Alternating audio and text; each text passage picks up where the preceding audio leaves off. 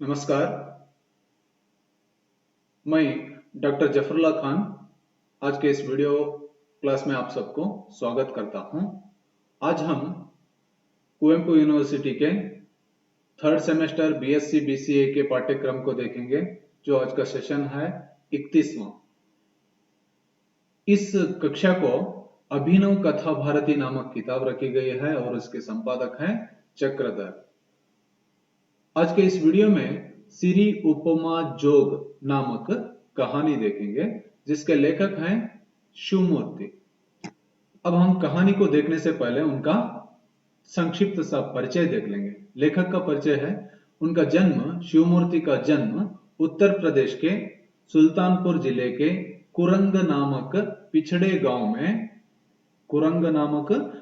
गांव में 11 मार्च 1950 ईस्वी को हुआ। कहानी संग्रह उनके केशव कस्तूरी इनका कहानी संग्रह है। उनकी कहानियां है कसाई बाड़ा, भारतनाट्यम, सिरी उपमा जोग, तिरिमा चरित, केशव कस्तूरी इनकी प्रसिद्ध कहानियां हैं। आपके प्रसिद्ध उपन्यास है त्रिशूल, तर्पण, ये श्रेष्ठ उपन्यास हैं।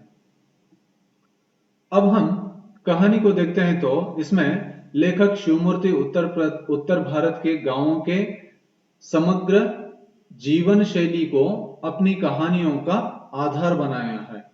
सिरी उपमा जो कहानी में गांव का एक युवक परिश्रम से पढ़ लिख कर एडीएम साहब बनकर शहर में जाता है। इस कहानी में तो लोग उनके पास खेत की समस्या, सीमेंट की समस्या, चीनी की समस्या, लाइसेंस की समस्याएं आदि समस्याएं लेकर उनके पास आते हैं। तो लोग एक एक करके अंदर जा आ रहे हैं। कहां? उनकी कचहरी में या चेंबर में, ऑफिस में। उनमें एक लड़का भी है जो साहब से अकेले में मिलना चाहता है। अंत में कई लोग एक साथ अंदर जाते हैं।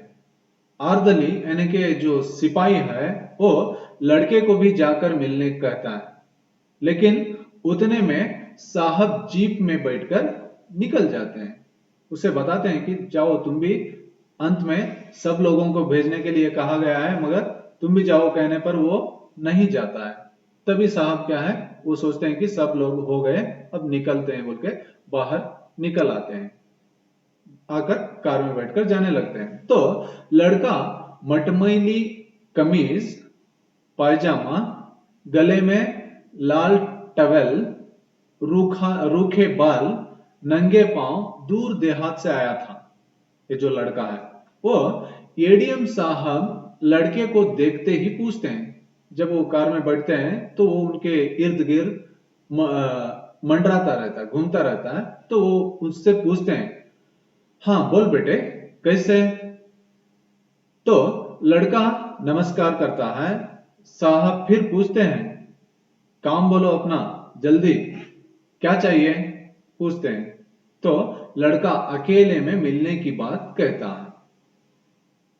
वो कहता है आपको मैं अकेले में मिलना था, आपसे अकेले में बात करनी थी बोल के बताता है।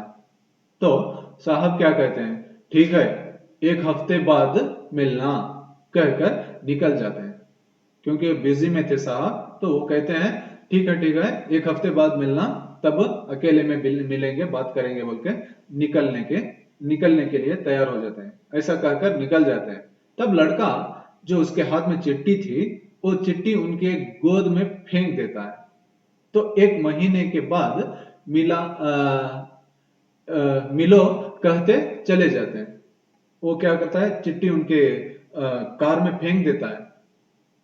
कार में फेंकने के बाद में वो ऐसे बिजी में थे ना, तो एक महीने के बाद में मिलने के लिए कहकर निकल जाते हैं। चिट्ठी में पहली पत्नी लालू की मां लालू के बप्पा को प्रणाम कहकर लिखी थी। चिट्ठी में लालू के बप्पा को प्रणाम ऐसे शुरू की थी। तो एडीएम साहब को करंट लगे जैसा हुआ। तो वे बहुत देर के बाद होश में आए। वो बहुत देर के बाद में होश में आते हैं। फिर हम देखते हैं चिट्ठी चिट्ठी में आगे लिखा था, हम सब यहां राजी खुशी आराम से हैं और आपकी राजी खुशी को भगवान से नेक मनाया करते हैं। चिट्ठी में वो आगे लिखती है, ऐसे लिखती है लालू की मां। लालू यानी कि इनका बच्चा जो चिट्ठी लेकर आया 10 महीने का था तब आप आखिर बार गांव आए थे। उस बात को 10 वर्ष होने जा रहे हैं। वो उस चिट्ठी में लिखती है, जब लालू 10 महीने का था उस समय आप अंतिम बार गांव आए थे। अब वो घटना घटकर 10 साल होने आए हैं, 10 वर्ष गुजरने हैं आए हैं। और वो उसमें बताते हैं गांव में 2-3 साल से लालू यानी कि जो लड़का 10 वर्ष का है अब उसे क्या, और कमला को 17 वर्ष की है। मां को यानी कि लालू की मां को, कमला को चाचा सता रहे हैं, कभी कभी मार देते हैं, गांव छोड़कर भाग जाने कहते हैं। उस चिट्ठी में ये सब संदेशा भेजा है उसने। चाचा अवैध संतान कहकर बदनामी करेंगे तो बेटी की शादी टूट जाएगी। चाचा को समझाइए, नहीं तो लालू के हाथ में चाचा के नाम एक चिट्ठी भेज दीजिए। वो चिट्ठी में ये सब मैटर क्या है लिखा है उसने, ये सब बताया है। ऐसे सब गांव में हमारे साथ हो रहा है। फिर साहब को पसीना निकल आया। जीप रोककर चाय पानी पीने के बाद थोड़ा आराम लगा। ये चिट्ठी पढ़ने के बाद साहब को पसीना आने लगा। फिर थोड़ी देर क्या करते हैं, कहीं एक जगह रुककर जीप रोककर चाय पानी पीते हैं, तब थोड़ा आराम लगता है। फिर एडीएम साहब के आंखों के सामने 10 साल पुराना गांव आ गया। फिर महुए का पेड़ उनका प्यारा साथी था जो उनके गांव में था, और चाचा उसे काट डाले थे। ये भी उसे पता चल जाता है, मालूम हो जाता है कि चाचा जो उसका प्यारा साथी महुए का पेड़ था उसे काट डाले थे। बेटी कमला पेड़ पेड़ में बैठे कौवे के कांव कांव को दोहराती थी। जो कौवा कांव कांव करता था, कमला उनकी जो बेटी छोटी बेटी है वो उस कौवे के आवाज को निकालकर खेला करती थी। अब वह शादी होकर चली जाएगी, रोएगी, भाई लालू उसको समझाएगा। ये सब आगे होने वाली घटनाओं को भी वो उस चिट्ठी द्वारा बता रही है। फिर पत्नी के टूटे दांतों का चेहरा याद आता है एडीएम साहब को। दीनता की मूर्ति, सूखा शरीर, हाथ पांव सूजे। वो कैसी है, उसके सामने के दांत टूटे हुए उसका चेहरा आता है, दीनता की मूर्ति उसे दिखाई देती है, और सूखा शरीर, हाथ पांव सूजे, ऐसा उसके सामने नजर आता है, याद आ जाता है। इंटर पास हुए थे तब उनका गौना यानी कि एंगेजमेंट हुआ था। इंटर पास होने के बाद में इनके साथ में उनका एंगेजमेंट हुआ था। लालू की मां निरक्षर थी लेकिन बलिष्ठ, आशा, आत्मविश्वास की मूर्ति थी। वो निरक्षर थी यानी कि पढ़ाई नहीं की थी, फिर भी बहुत आत्मविश्वास की और बलिष्ठ मनोभाव की औरत थी। बीए पास होते होते कमला पैदा हो गई थी। बीए पास होते समय कमला उनकी जो लड़की है वो पैदा हुई थी। बेरोजगारी के समय हिम्मत बढ़ाती रहती थी। जो एडीएम साहब अब बने हैं, मगर उस समय जो बेरोजगार थे, उनको काम नहीं था, तो उसे हिम्मत बांधती थी, हिम्मत बढ़ाती थी। फिर गहने बेचकर प्रतियोगिता परीक्षा की फीस, किताबें दिलाया करती थी। उनकी पत्नी क्या करती थी, अपने गहने बेचकर उस एडीएम साहब को, वो एडीएम बनने से पहले उनको प्रतियोगिता के यानी कि कॉम्पिटिटिव एग्जाम्स के कोचिंग के लिए फीस बांधती थी या उनके लिए किताबें दिलाती थी अपने गहने बेचकर। खेत का सारा काम कर लेती, पढ़ने सुविधा करती थी। खेत का सारा काम खुद कर लेती थी और उनको पढ़ने के लिए समय देती थी और उनको पढ़ने की सुविधाएं क्या करती थी, प्रदान करती देती थी। फिर आगे देखते हैं हम, रात को सोते समय पूछती थी किससे, अब जो एडीएम साहब बने हैं उनसे, उनकी पत्नी पूछती थी कि अभी कितनी किताब और पढ़ना बाकी है साहब वाली नौकरी पाने के लिए। अभी कितनी किताबें बाकी हैं जो साहब वाली नौकरी यानी कि अच्छी नौकरी पाने के लिए, और कितना पढ़ना है बोल के पूछा करती थी। मेहनत का फल मीठा होता है, भगवान पर उसे विश्वास था, ऐसा कहा करती थी। मेहनत का फल मीठा होता है बोल के भगवान पर विश्वास करो बोल के कहा करती थी। साहब सोचते हैं कि ये नौकरी पत्नी की तपस्या और आस्था का फल है। अब एडीएम साहब सोच रहे हैं कि ये जो वो नौकरी में है, ये नौकरी उनकी पत्नी की तपस्या और आस्था का फल है, परिणाम है। जब सिलेक्शन हो गया, ये बताने पर घंटों तक आनंद के आंसू निकलते रहे। जब उनको नौकरी मिलने की बात कही जाती है, बताया जाता है, तो वो खुशी के मारे क्या है, आंखों से आंसू बहाती है। उस समय दोनों रोए थे, ये जो एडीएम साहब अब बने हैं ये भी और उनकी पत्नी दोनों रोए थे।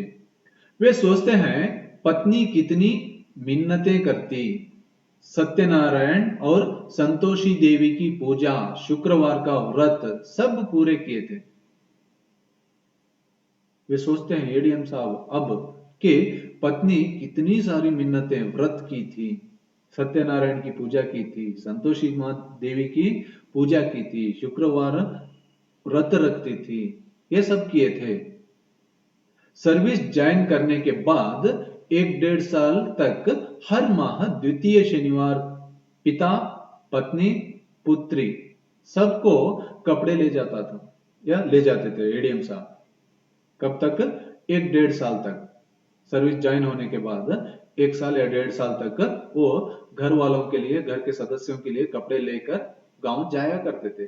पत्नी को पढ़ाने एक ट्यूशन भी रखे थे, क्योंकि वो खड़ी बोली बोलना था, हिंदी ठीक से नहीं बोलती थी, तो ऑफिशियल लैंग्वेज सीखने के लिए वो क्या किए थे, अपनी पत्नी को ट्यूशन भी रखे थे। अब आज के इस वीडियो का उद्देश्य क्या है देखेंगे। लेखक शिवमूर्ति ग्रामीण जीवन का परिचय देना चाहते हैं। एक गरीब किसान का बेटा पत्नी की सहायता से एडीएम साहब कैसे बनता है, इसका परिचय देते हैं। एडीएम साहब बनने के बाद कहानी का नायक पत्नी बच्चों को दूर कर शहर में रहने लगते हैं। रिश्तेदार, चाचा, ताया आदि उन अनाथ बीवी बच्चों को सताने लगते हैं, घर से भगाना चाहते हैं। ऐसे ग्रामीण कृषक परिवार के स्त्री की दयनीय कहानी बताना चाहते हैं। और इसकी जानकारी क्या है, छात्र ये ग्रामीण जीवन का परिचय जान लेते हैं। एक गरीब किसान का बेटा पत्नी की सहायता से एडीएम साहब कैसे बनता है, इसका परिचय होता है।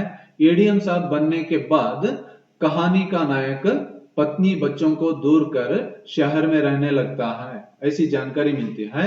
पाठकों को रिश्तेदार, चाचा, ताया आदि किस प्रकार अनाथ बीवी बच्चों को सताया करते हैं और घर से भगाना चाहते हैं, इसका परिचय मिलता है।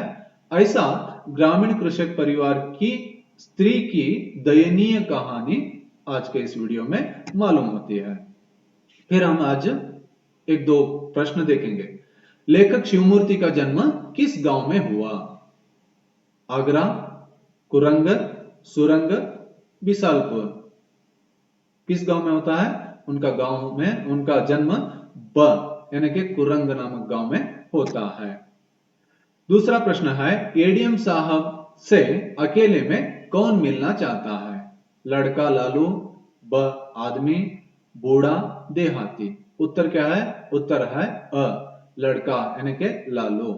ठीक है, और जानना चाहते हैं, जानकारी पाना चाहते हैं, तो आप ये किताब को रेफर कर सकते हैं। अभिनव कथा भारती नामक किताब रेफर कर सकते हैं, उसमें और ज्यादा पढ़ सकते हैं। नमस्कार।